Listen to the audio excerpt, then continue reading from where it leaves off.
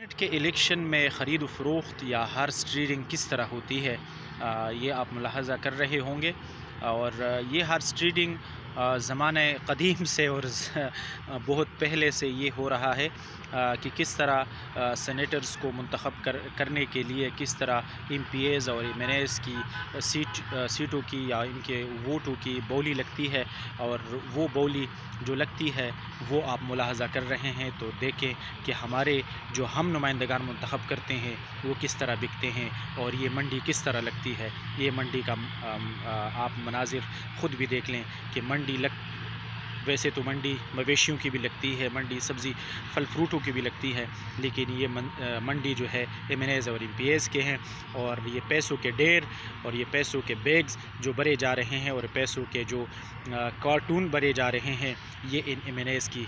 کل قیمت ہے، ان کی ضمیر کی قیمت ہے، اور ان کی اس ووٹ کی قیمت ہے، اور یہ ہماری اس انتخاب کی قیمت ہے جو ہم نے ان کو منتخب کر کے اسمبلیوں میں بھیجا ہے۔ یہ آپ دیکھ سکتے ہیں، ملاحظہ کریں، شرمندگی کی بھی کوئی حد ہوتی ہے، کوئی حیا کوئی شرم بھی ہوتی ہے، تو یہ آپ دیکھیں، ملاحظہ کریں۔ الیکشن کی جب بھی کوئی الیکشن ہوتا ہے تو تیاری ہوتی ہے، اور ہر پارٹی اور ہر نمائندہ یہ کوشش کرتا ہے کہ وہ اپنے ووٹ کو استعمال کرتے ہوئے کوئی نہ کوئی مالی فائدہ اٹھا سکے۔ سینٹ کا الیکشن قریب ہے، اور سینٹ کا الیکشن یہ ہے کہ یہ بالکل مغز ہے پوری الیکشن پروسیس کا۔ یہاں سے ایوان بالا ہے، اور ایوان بالا سے جو بھی مطلب یہاں پہ بھی اکثریت جس پارٹی کی بھی ہوگی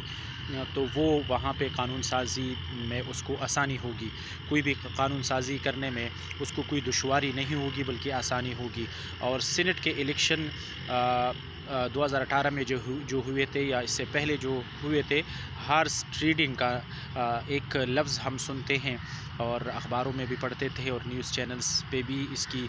خبر بریک ہوتی تھی، ہارس ٹریڈنگ۔ اور یہ ہارس ٹریڈنگ ہوتی کیا ہے؟ اصل میں یہ خرید و فروخت ہوتی ہے ان اسمبلی ممبرانز کی۔ ہر پارٹی یہ کوشش کرتا ہے کہ وہ ہارس ٹریڈنگ کر کے کسی نہ کسی طرح اپنے سینیٹرز کو منتخب کرائیں، اور سسٹم اس طرح تھا کہ خفیہ بیلٹ پیپرز کے ذریعے الیکشن ہوا کرتی ہے آلریڈی، تو اس حساب سے ہارس ٹریڈنگ بہت زیادہ ہوتی ہے۔ اب جناب عمران خان صاحب نے ایک صدارتی آرڈیننس کے ذریعے اس خفیہ بیلٹ سسٹم کو یا خفیہ رائے شماری کو انہوں نے صدارتی آرڈیننس کے ذریعے اس کو منسوخ کیا ہوا ہے، معطل کیا ہوا ہے کہ اوپن بیلٹ پیپر کے یا اوپن طریقے سے بالکل اوپنلی چوز ٹو ہینڈ کے ذریعے سے یہ الیکشن ہو، تاکہ پتہ چلے اور کوئی ہارس ٹریڈنگ نہ ہو۔ لیکن بعض پارٹیاں اس کی خلاف ورزی کر رہی ہیں۔